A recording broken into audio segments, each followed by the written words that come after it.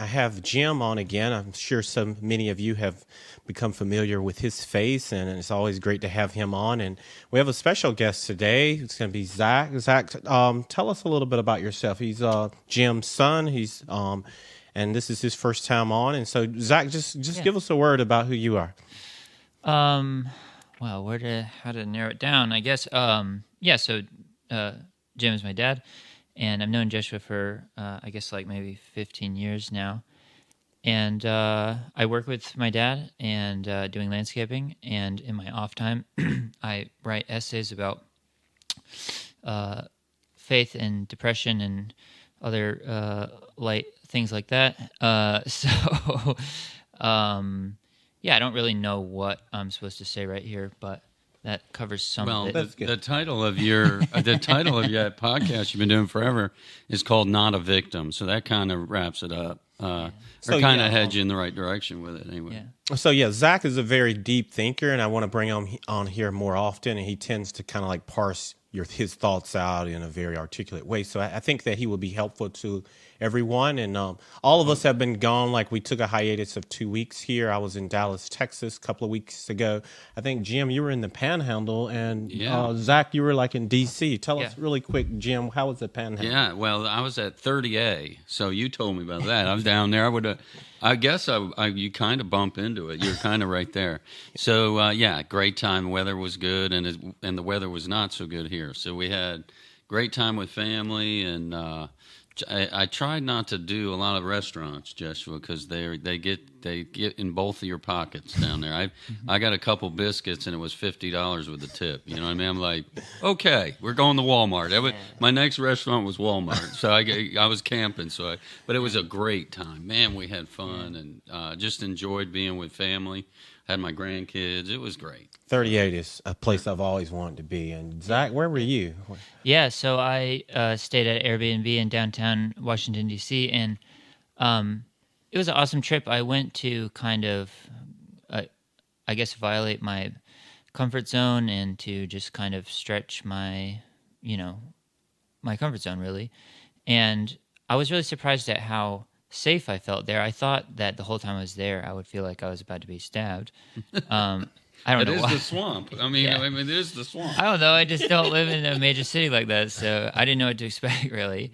There was one time on the way back, about halfway home, in some like tiny town, and I was just getting gas, and there was a man and a woman arguing at the pump next to me, and the man was threatening to beat up the woman, and you could tell that he was kind of kidding, but not really.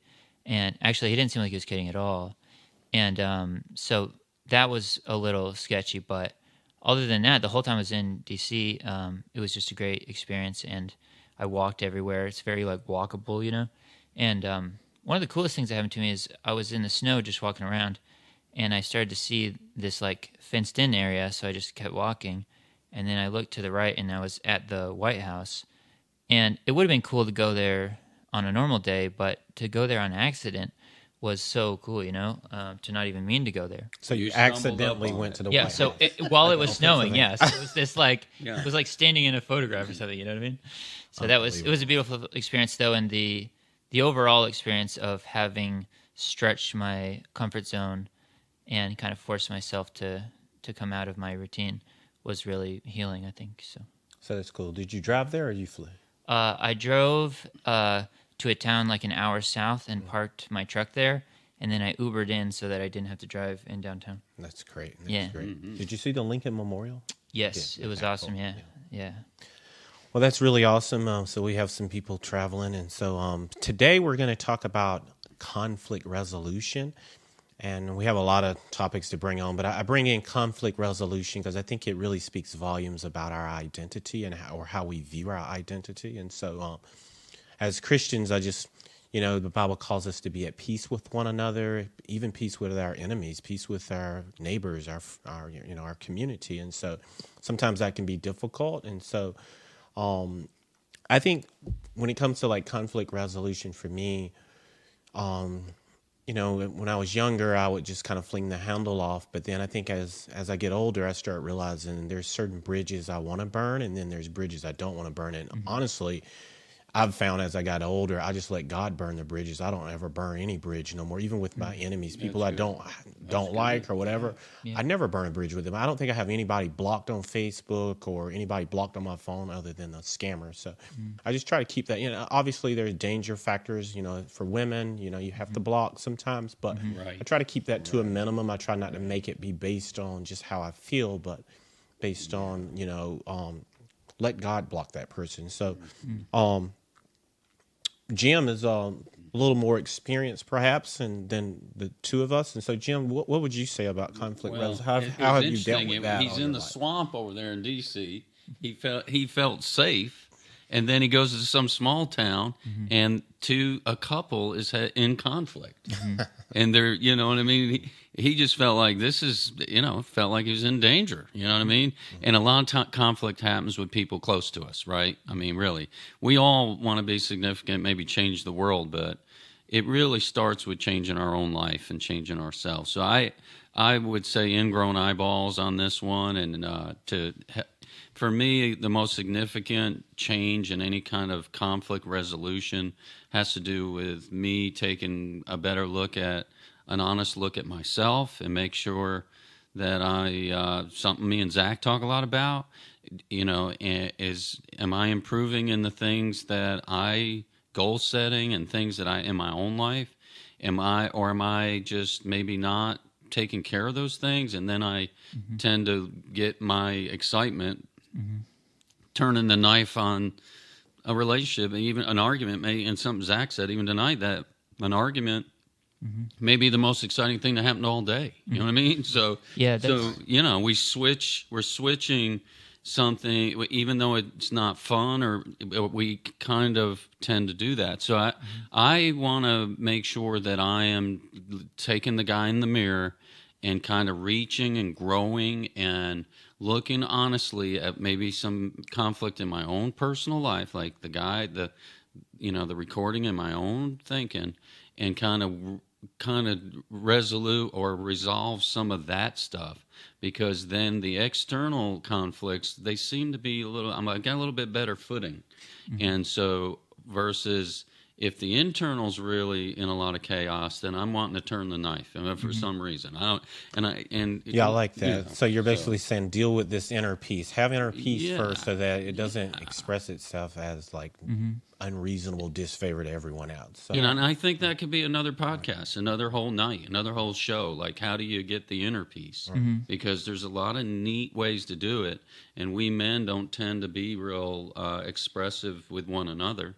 And that's part of it. So, we're really supposed to live in community. And so for me to have inner peace, I got to have other friends, close friends. And it's mainly other men that I can share some of the trials. And then let's talk about goal setting. My brothers, me and Jess, were both business owners, and Zach. And we'll all talk about, what are our aspirations for the future. I mean, we need to have some of that stuff going on.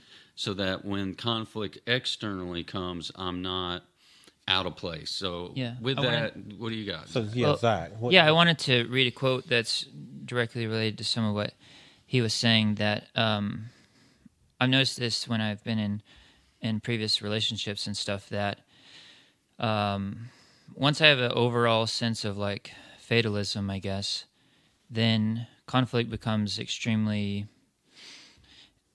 Like, it's still damaging, but it's like very alluring.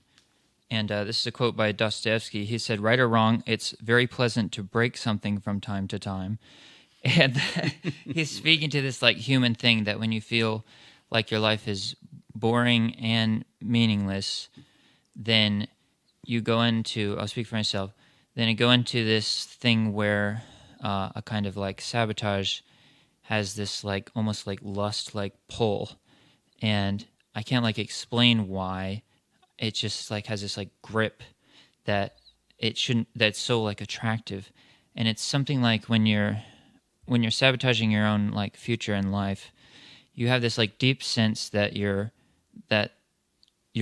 in the presence of like true good and evil, that like the God and the devil are like fighting before your eyes or something like that.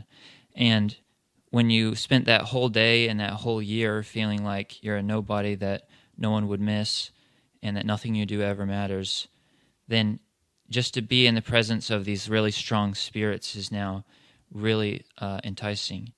And even though at the end your whole life will be relatively ruined, it's like it's worth it to you in some way. So I think Jim kind of alluded to like having this inner peace so that it just doesn't overflow in the form of needless conflict. And I think Zach is saying, you know, if you're going down this path of hurt and loneliness and rejection and fatalism, then hurt people. So you start conflict that way. So kind of a double way of saying that. So I've had this idea of like social classism, and like we obviously have like class systems in India, and in America we try to make everybody even. You know, everybody is the same, and no matter whether you're old. And I was talking to an older guy today. I was like, he told me he was 84 and he was just in great shape, and I was like, dude, I respect you. Like all your life you have dealt with depression, heartache, heartbreak, breakups, like you've dealt with everything, but you're still 84 and here and you're smiling and you're doing life. And I know a lot of younger people. And I told him back in the day, you know, we used to have a volume of encyclopedias, and we would have to actually go through these volumes of encyclopedia or go to the public library and like rent books just to learn basic things. Whereas now I think young people tend to have an impetus not to respect older people because we can just pull our phones out and we can Google everything and know anything that we need to know. I don't have to turn to an elder and be like, hey, tell me about this. I can literally just Google it. And so I think this has created kind of like this haughty mindset where we don't listen to anybody. And this can kind of, you see people arguing all the time online based on information that they've read online. And they don't know whether the information is true or not. It was on CNN, so it must be true. It was on Fox News, so it must be true. We don't know what we don't know. And so anyway, I go back to this classism where when we have a conflict with someone, we stick our chest out and be like, you don't know who you're arguing with. You don't know who you're talking to. You don't know what my credentials are. I'm older than you. I'm more educated than you. I'm more affluent than you. I live in a better neighborhood than you. I drive a nicer car than you. We have this inner classism, which we in America pretty much will never verbalize. Like we will never say that directly, but we have internalized this. We treat people. We measure. We treat people based on where we think they fit in our internal class. Jim? Yeah, I mean, it's the whole measuring thing is really, it's almost, it's out there. And especially with men will measure. And I know, from what I know, I've been married 35 years, women do it too, right? We're measuring each other. And, you know, and I like that. I like all that and to be aware of that. You know, the internal piece, and then also like the next step, if you're dealing with an addiction and you're trying to get over some huge lifelong issues, they ask you to get a sponsor. So they ask you to get somebody, what you're saying, someone a little older that you could be close with, and you're just having a relationship with someone close. And I think that helps a lot with conflict resolution. Get somebody in your life and we lost that you said it. We lost the ability to have a mentor or just friend, a mentor. We've messed up the concept. It's basically someone that's really close to you. He's a friend. He's someone that relates to your lifestyle, but he's older, and that's just so powerful for conflict resolution. That guy is really, really just so useful as you deal with conflict in your life because. That is how they do it. That's how people get off meth addiction after 15 years. They get a sponsor, and so I like what you're saying about that. The measuring. Unfortunately, that goes on. You know what I mean? Right. And I'm 57 now, so I'm getting. And I've heard people say this. I'm really getting to where I'm kind of getting numb to that because I really don't care so much. Like I really cared a lot when I was younger, and I'm getting to where I care less about that because as I look at the second half of my life, I kind of got an idea what it's about, and none of this stuff really matters. You know what I mean? Stuff comes and goes. You know what I mean? And so good stuff. I think a lot of male comparison is that we feel like there's some really high markers we have to hit to impress a woman. And I guess maybe there are other men in the way, or there's certainly other men that have those things we don't have, and all of that. So we're very motivated in that direction. I was going to say two things. One, this is like kind of an obvious thing, but the more closely you pay attention to the person you are having conflict with when you're not arguing, the more you can understand like how to like resolve the argument. So like when me and Dad have some kind of like heated words, which is not too often, but the few times we have, I came to realize over time that Dad feels overly guilty real easily. He'll feel guilty about like everything. Like he'll just feel you can get him to feel guilt easily. So when you and I have a disagreement now, of course we didn't always. I didn't always know this. Neither of us did. Right. But when we have a disagreement now, I'll always point out little things that you didn't do wrong, that you aren't guilty for, and because when we're having a really heated moment, one of your like triggers or whatever is that you'll go like all or nothing sort of thing, which is very human. I do. I love that. Like a huge percentage of the population does it. It's not like some rare thing that just you do. Right. But as soon as I can say to you, this thing, like I'm not having a problem with this thing, but I do appreciate you doing this, and you know I know you're not against. I'll say this actually. One of our biggest disagreements, I said to you, and it was quite heated because of how close we are. Yeah. I said to you, I know you're not. I know you love me, and I know you're not like out to get me. So, like I know that. So and he said that. I mean, that changed the conversation we were having, which was a heated conversation. As soon as you said that, it's and then I don't know. Some people call it the sandwich approach. He put some bread on it on both sides. Just a little bit of trust, like, hey, I trust you a little bit. Yeah, that's good. Instead of just going for the air pipe, you know what I mean? Go for the windpipe. Right. So. Yeah. And that was kind of the second argument I was making. So I was talking about the social classism, and then the second one was sort of like not giving if you have two people who have a conflict, are you giving them grace? Like, not everything they said probably is wrong, and you know that. But sometimes we put this wall up, and we feel this antipathy with that other person, and we don't want to. We don't even want to admit that when they say 5 + 2 is 7. We don't even want to admit that because that's like we're giving them an edge. So I think when you're like conflicting with someone, be willing to say, okay, you're right about that, and you're all right about that. And like what Zach said, I know you love me. I know you're not out to try to discredit me or ruin my reputation. I understand. I know you have the best of intentions, but it's this one thing here that I defer with you on, rather than most of the time we just come and we just attack. You're an evil person. You're an evil person. Like we put a wall up. Suddenly it gets he's guttural. on. I mean, it just gets dark, we have this you know visceral response, and I just warn people, when you have this visceral response, the Bible says that anger of man does not accomplish the righteousness of God. And so when you have that visceral, your eyes are red, your heart is burning, and you're going to go and get them, chances are, even if your premise is right, you're probably going to deliver it wrong at best. Like probably your premise is even wrong. So when you're conflicting with someone based off God's word, that visceral response doesn't have to be as strong because God's word backs you up. You don't need this man-induced anger to go and attack somebody. If somebody has murdered, do I really have to use a visceral? I mean, obviously there's some emotional, there as if it was done to someone I loved, but.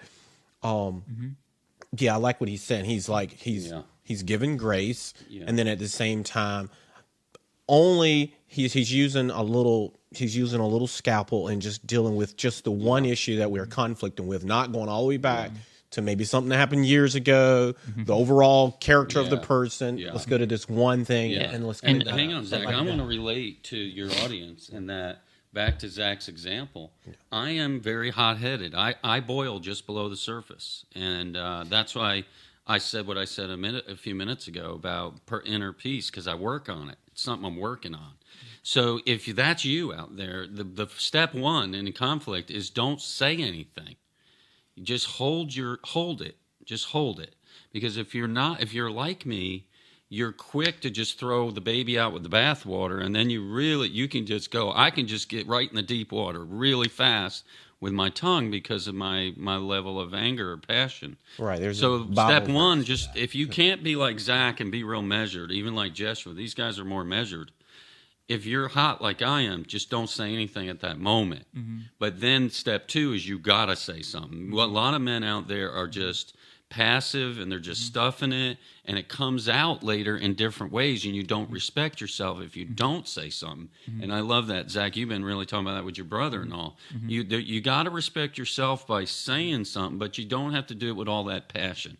We can do it maybe in 10 minutes or even just after I can collect my thoughts. Yeah. Because I think I'm relating to other people, because I'm from upstate New York, big family. There's a lot of people that seem to be like me, and I know it's time in conflict. I'm a little bit. I'm going to throw a name out here. I'm a little bit like Donald Trump. You put me in a corner, I'm just coming right out at you, and I gotta hold it, because I can hurt people very fast, and then I got to deal with me later. You talk about inner peace. There goes that. I got to drag that around the stuff I said, and I can't stand it. I got to, and so I'm speaking out of failure and then some victory in what I'm telling you. I've learned to just be quiet until I'm ready, and sometimes there's a little pause in there. Yeah, there's one of the things that Peterson said a few years ago was that a lot of people, they wait till they're in divorce court to talk about all the real things. Wow. And I see that in arguments too, that it would be very common for people to, when you get really mad and you're in an argument and you're just going for it, that there are some true things you say then that you never say the rest of the time in the correct way, and so it's like a passive aggressive thing. So you like stuff all the areas you should be courageous and calm and courageous. You stuff all that because you feel like that ship has sailed. I can't do that. And then eventually it boils over, and then you blow up, and then even the true things you said when you blew up, you now have to go back and apologize for it and undercut. If you said some good things, like some true things, you have to undercut them with your apology now. And and you're just like go back and forth with this sort of cycle or whatever. And so that would be very common. So I think in a lot of arguments, people say some things come out that should be allowed to come out in different ways. And I've spent the last year or so really trying to work on being more assertive. Now, some people need to work on being less assertive. I get that. Yes. But I'm not one of those people. And, I've always been kind of a peacemaker or whatever. So, Zach, I got a question. Yeah, so what I heard you say basically is there's a particular argument or a particular dispute that you have with someone, but when you come and deal with that particular argument, you bring a bunch of other past problems along with it. And so it may catch them off guard. Like they think that, oh, you're just angry at me because I left my clothes out. But instead of talking about just the clothes, you start talking about what happened the day before and a year ago, and the time when we were driving in the car that time, and when we went on that trip that time. And then suddenly the person is like, yeah. Oh, and you hate me. You harboring all this. Under hostility. all of that is sort of like, I'm so scared of the future, or something like that. There's some like real deep thing that like you pretend not to like care about. So the question is that if you have a particular conflict with someone, even if all these other things you've said is true, is it appropriate to just deal with that one conflict right then and not bring anything else up until maybe a latter time bring up all those others? Or should you just deal with the whole gamut? No, I think it is. I think it's really smart in an argument to keep it to the minimal number of topics, because like I see this with I saw this with mom and dad the other day. What is the minimum number? 2? 3, No. 4, 5? I just mean like there's a tendency if I'm in an argument and it's really heated, which it doesn't happen a lot. By the way, just to be fully honest with you, before I went through, I had a really rough marriage, and I'm not married anymore. But when I say that because before I was married, I had never really shown anger. So I thought of myself as not a person who got angry. And then after I was married, buttons were pushed I didn't know that I had. And I got very angry like several times. And so that was a real like, oh, I guess that's in there. That was just a real wake-up call, But anyway, what I was going to say is if I was in some very heated argument and I was trying to play dirty, as soon as I started to lose, I would throw in a side topic that sort of puts me back on top, like, oh, yeah, you were getting somewhere with that, but you ain't getting nothing with this over here. Okay, so if we have a conflict with someone, what he's saying is if you're losing the argument, then go to something happened yesterday or the day before. No, I was thinking that's if you want everything to get worse, that's what you do. Exactly. The other, you know what I mean? Where the other way is sort of like, it doesn't really matter who wins or whatever. If I did something wrong, I should apologize, because wrong is a real thing. It's not just you winning. Let me throw this in, but I want you to do that thing we talked about. But I want me to say this, and I was in a marriage conference with Sandy, and never heard this before or since. But the day they were getting into this, they were basically saying, "Don't parent your spouse."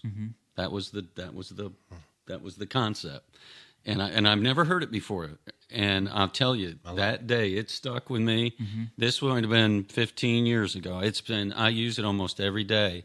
When I'm in a conflict, I tend to like to be right. But then I move into a parent mode. I move into, and nobody likes that.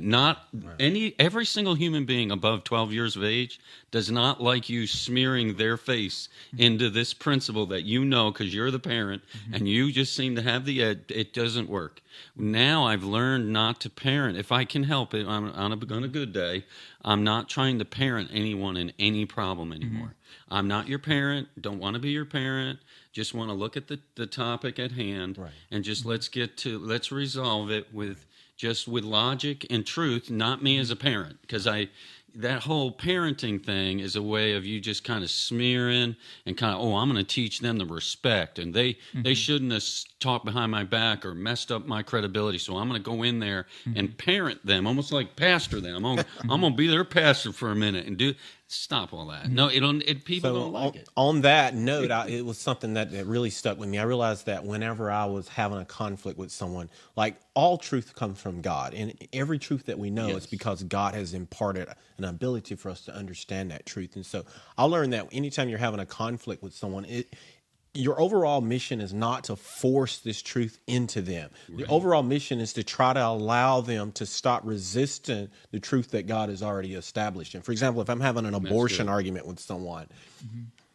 they're not really arguing with me. They're really arguing with an established truth from God. If I'm saying that a baby is a human, they're trying to say it's not. We're pro-life. Duh, I think you know that already by now. But at the end of the day, if they want to try to tell me a baby is not a human, they're not really arguing with me. They're really arguing with a fundamental truth. And so my job is to try to remove the veil that they have us put, that they're using to block a truth that already exists. And so your job is not necessarily to try to convince them in and of themselves. Your job is to kind of strip away why is this person resistant what I'm saying that's true? Even if you have maybe a personal argument, sometimes you have to be like, why is this person saying no? Not let me force them to say yes or agree with me, but where is, I think this is what Solomon did with the two women that were, which that would be another one, but he was removing the veil. When he said, let's just split this baby down, he was removing the veil of fear. The one, obviously these were two harlots. Somebody is dead. They probably think Israel had the death penalty. This woman is just fearing for her life at this moment. She's like, I'm before the king. A baby is dead. Like, I'm probably be killed. So when Solomon said, let's just split the baby and make it done, the woman was like, what a relief. Like, okay, if we can get out with a split baby, obviously that's not a great idea, but at least I get to live. So he was removing that veil. So in a similar way, when you have an argument with someone, how do you remove the veil of where they are trying to dispute a truth? Yeah, one thing I wanted to add on that, which maybe this is obvious, is like, how could I say it in a way that is not a conflict of interest, that does not, how could I say what I have to say in a way that does not make me look overly good? Come on. If I can say it in a way that does not give me any unearned praise, you're just much more likely to take it in. Measurement again. Back to your measurement. All right. Yeah. What if I say something that is true, but there's just a little thing under there where I'm also getting kind of a pat on the back because, like, people are not dumb, you know what I mean? Even people that don't read are not dumb. People are not dumb. No, and they can always tell if I'm pulling that, Right. Yes. And so, try to do it in a way that is like, does not give undue praise or something. And so I was going to say something else. Oh, I wanted to read the thing that Dad, this so glad. Is another thing that changed my life. Zach's going to get into it. I heard it one time, forever changed me. Here we go. This is just a quote by Jordan Peterson that I had forgot it, so I was glad Dad told me to bring it back up. And it's really to what Jeshua was saying. He said, in every relationship, there are only three options: slavery, tyranny, and negotiation. And let's take like an intimate relationship, a marriage or whatever. You may think, the evil part of us may think, well, I want to be the tyrant because then I get everything I want. But then you have a spouse that you can't respect because no one worth respect would let you do that. And you certainly don't want to be their slave because the downsides of that are pretty straightforward. And they would lose respect for you that you let them do that. And so the only thing left is to truly negotiate your relationship, And so, but in every relationship, it's either slavery, tyranny, or negotiation. That's real big because I've been married 35 years, and sometimes in an argument, again, I'm almost getting like a tyrant because I want it my way. And then, that means in the times that Sandy did kind of acquiesce to that, she becomes like a slave, and that it's not good. That's not a good scenario. I want to say one last thing. It's that compromise that now I know to shoot for. I mean, I didn't. I grew up in the ghetto kind of, and as far as this stuff, I didn't have any way of knowing half this stuff. So I would, if we're gonna argue, let's just go with it. Ding, ding, ding, let's go. You know what I mean? Yeah. But no, let's not do that. Let's compromise. Right now, me and my wife are compromising on how we want to do our vacation, our next vacation, and because we're compromising, Okay, Jim, we'll probably have a good time. What are you doing? Trying to spend more money? She trying to save, or she trying to save and you're trying? Well, actually, She's trying to go to the beach. You're trying to go to the mountain. Well, I've had some friends. I'm 50, and my 50-year-old friends want me to get on a cruise. They all want me to get out on a boat, and Sandy does not want to get on a boat. She wants nothing to do with a boat, and so it's like the art of the deal. So do you need a sponsor to come in and mediate between the? I kind of did that a few days ago. Actually, he was the referee. Yeah, I was the counselor. Yeah. But it's been beautiful knowing this concept because now we're both got this. The outcome is something I would have never been able to get to through this negotiating. We're going to have a great time. We're going to go to Mount Airy where they filmed Andy Griffith, and there's so many neat things that she came up with. That's amazing. That are just, it's going to be great. And there's things that I want to do there that I would have done on a boat that we'll do, in our vacation. It's great. I wanted to mention one thing. Just now, I get when old people used to always tell me like, I got to tell you this before I forget, and in my head I would be like, no, you just want to talk. But I really think I'm like on the edge of forgetting this. But when with parenting your spouse thing, I think for me, when I have been in that like paradigm, it will be because when things are going good, I want the person to be way too close. Like I want to be way too close to the person and like use them as my sort of substitute for God so that they can make me feel like safe in the world. And then, so it's a idolize and then demonize and then idolize thing. Ooh, got it. And so, I want to like worship the person because I can see them and they're right there. And so I want to like worship them because they're right there. And when they're like, give me a thumbs up, I know everything's good. And with God, I'm at that time very scared and about the whole thing. And so like they're sort of my substitute God. And then when things go bad, I'm either like their child or they're my child because what I am trying to avoid in all of that is this like deep feeling that regardless of if you're married or not, there's a part of you that will always be standing alone before God. And that is terrifying.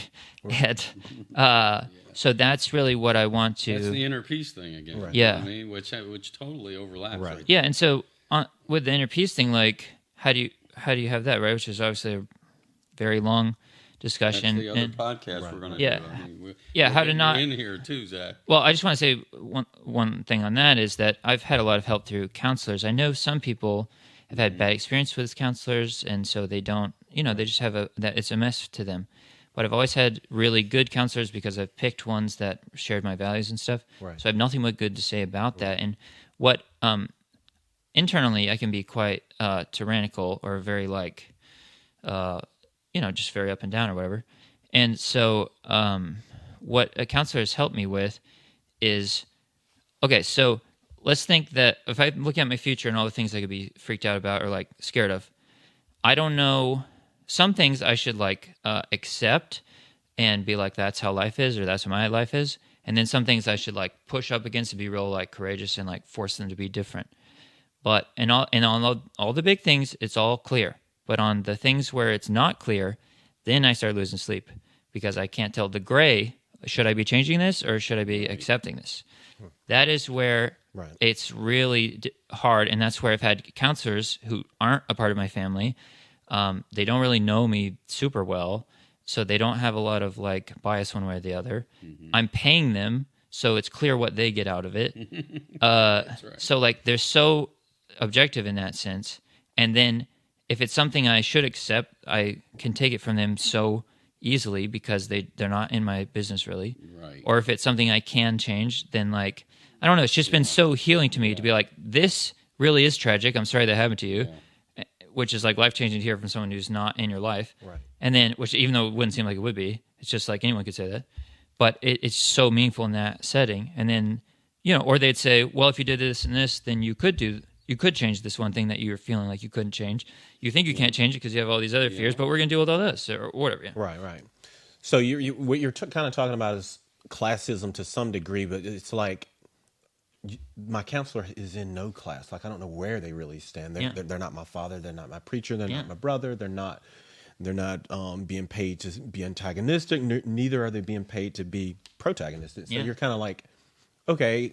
And you're not, they're on even sand. Even the part of your brain that's like, what do they get? They want something out of this. What do they get out of this? It's like, no, I already paid them that. That's what they get out of it. Right. And so that kind of leads to what I wanted to talk about is what I call domains. It's something I never hear anybody talk about, but God has given us like a domain by which we can control, that we manage, maybe that we have authority over. And I feel like when you're dealing with like conflict, you have to understand what your domain is. This is a little different than like classism. Like, I'll just use a quick example. If I go over to like your brother's house and he has, how old is little Rivy? Like 7, I think. 7. Yeah, 7. If I see him misbehaving, it's not my job to yell at little Rivy or spank him. That's not my domain.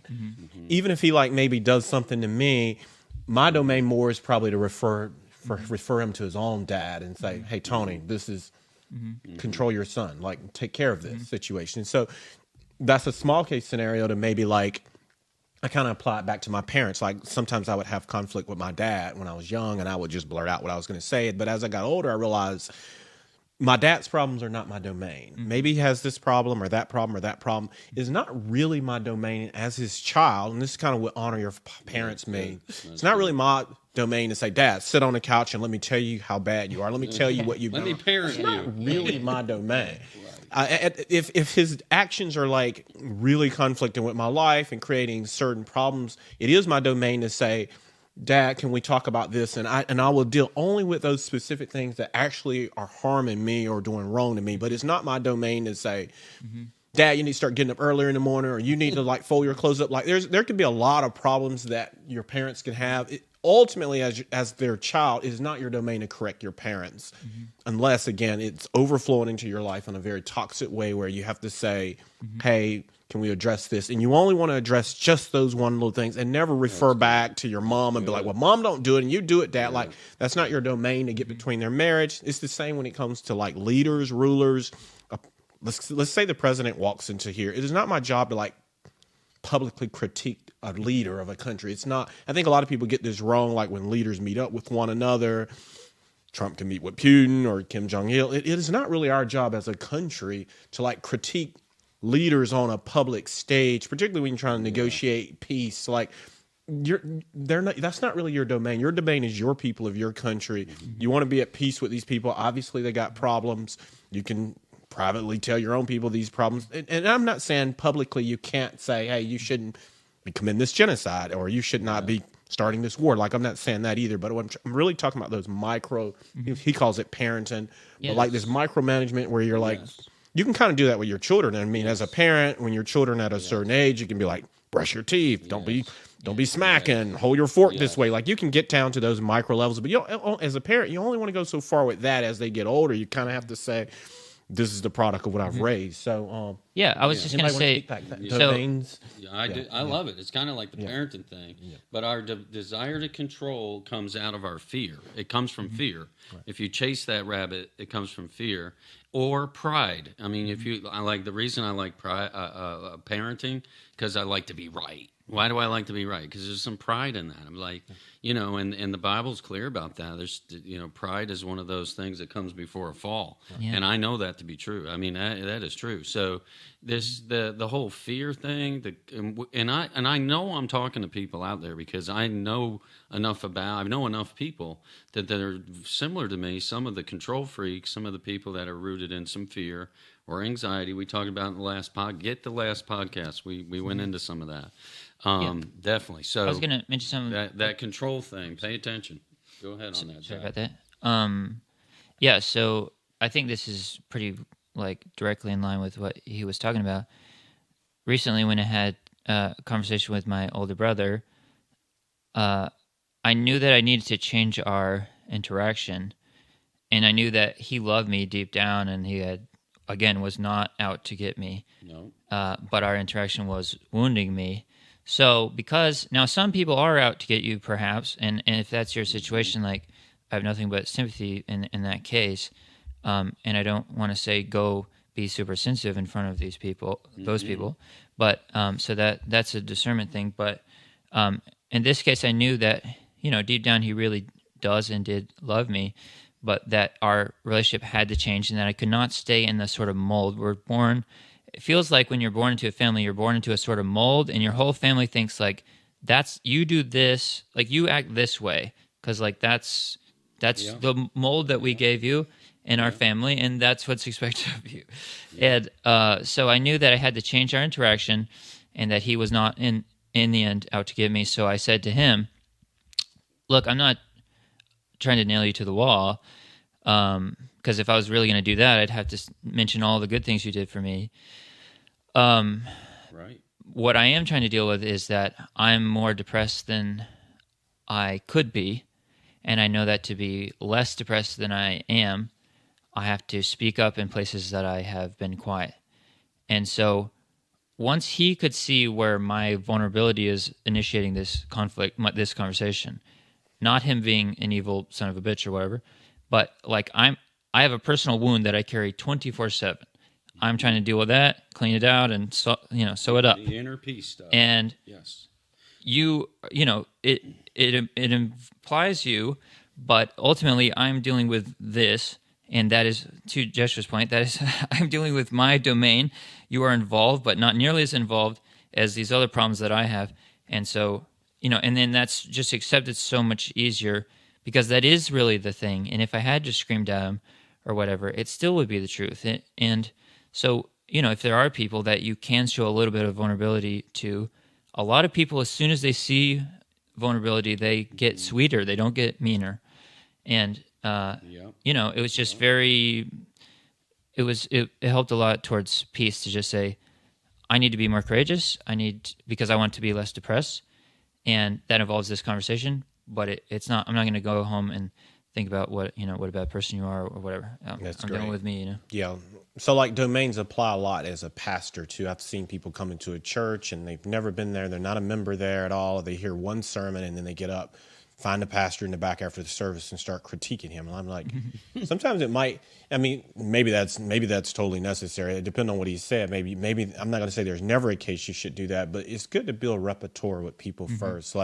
And then sometimes if someone is wrong, I think Zach maybe kind of hinting at this.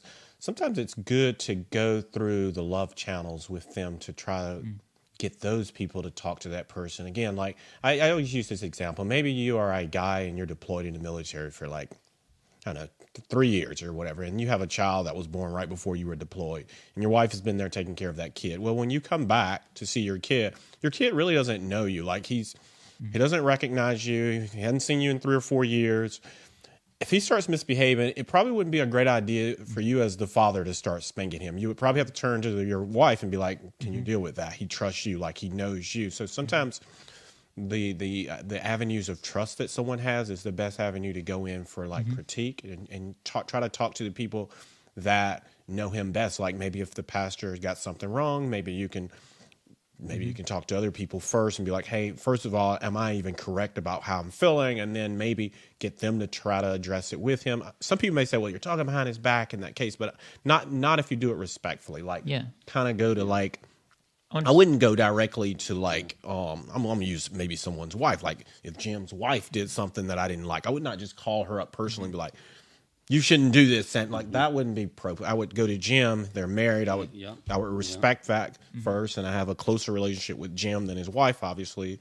And I would talk to him first, or Zach, same way. Maybe if Zach was working for a big company and I had a problem with that company, out of respect for Zach, I'd go to Zach and say, hey, can you talk to your company about this? They treat my yard. They do whatever. They put my security camera in. I know you work there. Maybe you can talk to them about that. Like that would probably be a better way than me just going straight to the top and attacking somebody. I want to mention something on the pastor thing, because I've very, very recently been in this situation 2 different times with 2 separate scenarios where I really felt very off about something that happened in a church setting.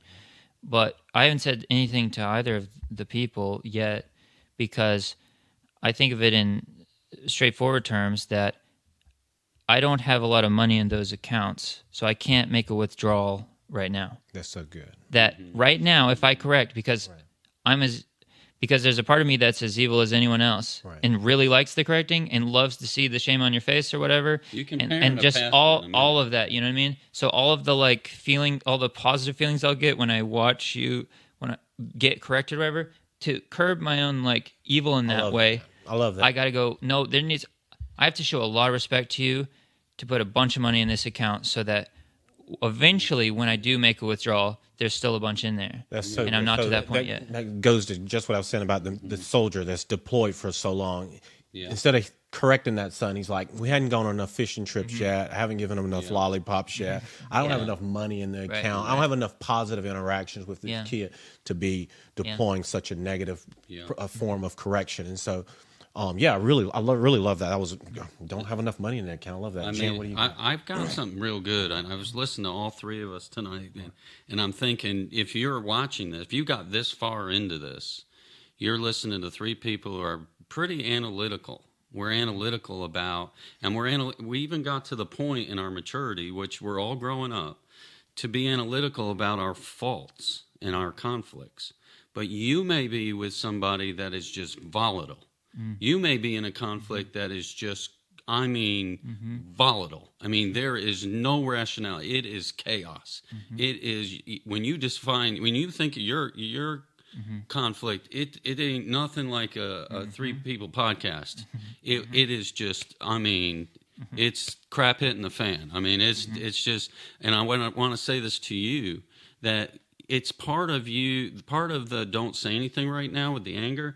You might need to put space between the person that is causing that kind of volatility, or if you're the one that's causing a lot of this volatility, you need to back up and take that don't say anything step and really go with it. I mean, and when I mean go with it, go further with it, meaning back out of that. You've got to get to the point where you can at least think again, because if you're not thinking in your conflict and all you're doing is reacting with passion, it is sad, the things I've seen with my own eyes, and same with you, some of you listeners. You have seen some of the grossest things, and you might be involved. It may have been today for you. So what you got to do is if he's going to get a counselor in, and Jeshua, he fixes problems all the time, so it's kind of his nature. But the person that you're in conflict with is just throwing the pots and the pans against the wall, and so you have got to put some distance in there, and you might have to put physical distance, and I'm talking shut this down so that you can start thinking. I'm so glad you brought this up, because I spent my whole life in church, and generally all the advice to give to relationships are all for like happy little nice people, and it works for them and no one else, but they're the people who never needed it to begin with. So like, what's the point? And so I'm glad you brought up this like extreme volatility thing. I wanted to speak as in one of my previous relationships, I would have this is one of the reasons that fights get real bad, is that you get scared of what the truth might be. And so in this relationship, I would have this deep feeling that she wanted to be somewhere else. And so when I had that feeling, I would then make the moment really dramatic. So I get really angry or really like sad or something that was really dramatic. And then when I was super dramatic, all the fear I just had that was real deep, it was just gone. Like you couldn't, everything that was not this moment like didn't exist anymore. So the drama like healed something. And so because of a counselor, the counselor told me to start writing stuff down and like how it goes and what if I can start to like figure out the pattern and stuff. And so as soon as I started writing stuff down, because it got bad enough that I had to go to a counselor, and then it got bad enough that I listened to the counselor, which is Ooh, that's real bad. yeah. So then I started writing it down. Within like days of writing it down, I could see how it worked. I felt that deep down she didn't want to be here, and I don't like that feeling. I don't want to think about that. So I do something that makes that thought go away. And once I like let the things that I didn't want to like tell the truth about like come in, everything changed. And we aren't together anymore, but truth has this like healing thing regardless of the outcome. And there was so much chaos because we were scared of what the truth might be. Yes. And Yes. I also don't want to play the other people did me wrong and I'm such a saint card either. It was sort of like, no, what I really found out in that relationship is that I was way more immature than I thought. And I don't know, I just learned how much of me was not at all what I pictured and how just so far I had yet to go. Yes. Wow, that's so good. So, That's so good that this was a learning experience for you. And so,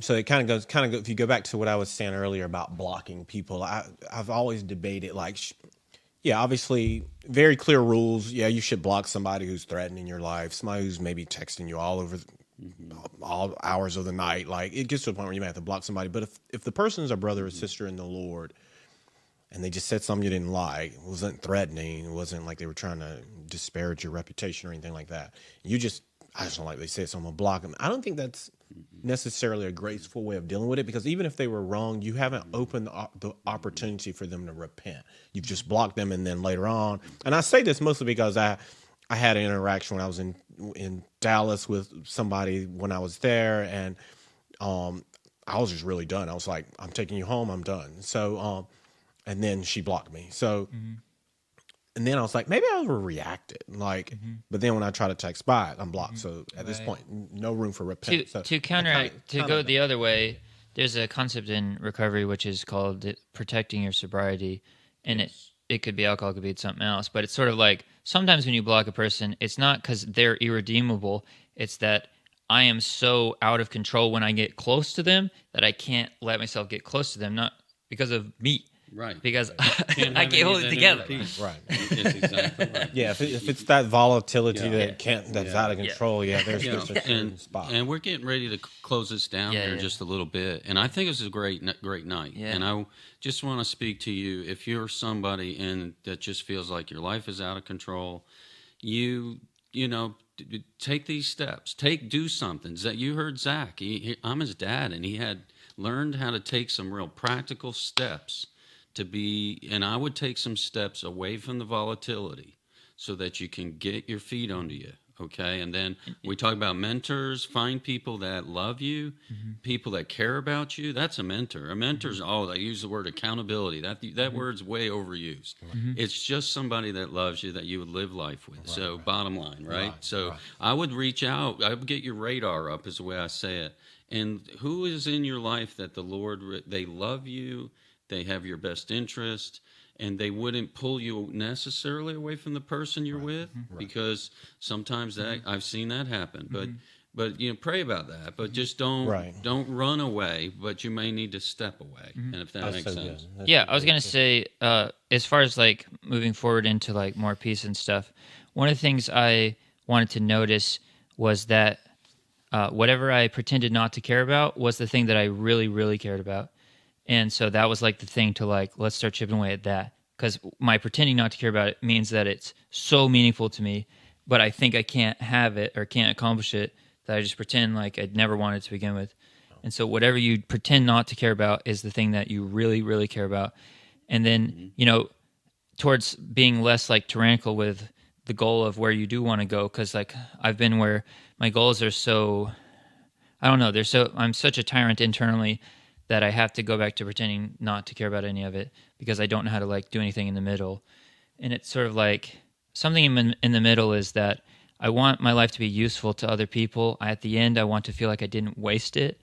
And that can take 100 different shapes. You know what I mean? Right. Glamorous or not, rich or not, I want it to not have been wasted.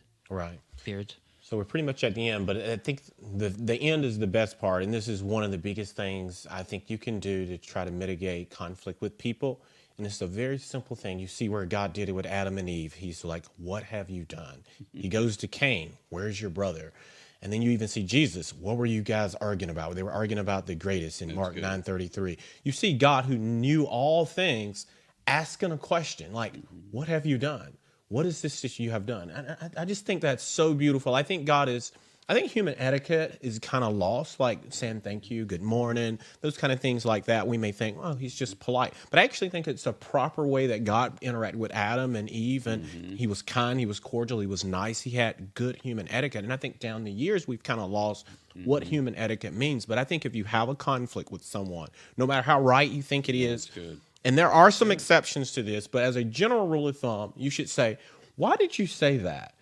Why do you believe that? Why do you hold that position? I saw you do this, and what they did may just seem like absolute insanity to you. But I think 99% of the times, it's best to say, why did you do that? Even if you have a judge and there's a murder case, why did you kill that person? I think just asking them, or did you kill this person? Why did you do it? Like asking the why and the how or the what, I think that goes a long ways to building clarity first that, A, I got my facts straight. I'm not just coming at you and attacking you and accusing you of something, because that's so much of conflict resolution is you don't even know what you're talking about. What you're saying I didn't even do. Like so much of it is you don't have your facts straight. So build clarity, and then it also builds like some grace with the other person that I'm willing to hear you out. Yes, obviously I have a problem with you. That's why I'm coming to you asking you about this. But I'm also going to take a step back. I'm going to give you time and space to explain yourself. Why did you do this? Because a lot of times you'll find out, yeah, he did murder, but he didn't murder for what you think. When you realize the other guy was like shooting at him too, it wasn't quite what you thought. Or so I found that dealing with conflict always, it may be a pastor. Go to the pastor and be like, I heard you say this and this and that during this term. Why did you say it? Can you explain that? But then some people just be like, I have a problem with what you said. Like, and I'm like, that's not even what I said. You did say that. Right. Well, that ain't what I meant. Like, what do you guys? We got 2 minutes. Expound upon the why and the how. I'm going to go with that. And there's a saying that I'm going to hand it off to Zach. There's a saying that goes like this: first seek to understand before you're understood. Awesome. And that's so that's what awesome. I kind of live on that one. So go ahead. Yeah, I think it's just like a shared dignity thing, sort of like I want it to be better more than I want to win, you know? And I think that's beautiful, yeah. Good You stuff. want it to be better. Like I want it to be solved more than I want to crush you, you know what I mean? There's the evil part that wants to crush you, but I'm trying to push that part down and actually, like, I really want to get somewhere more than I want to just win, That's you know? good.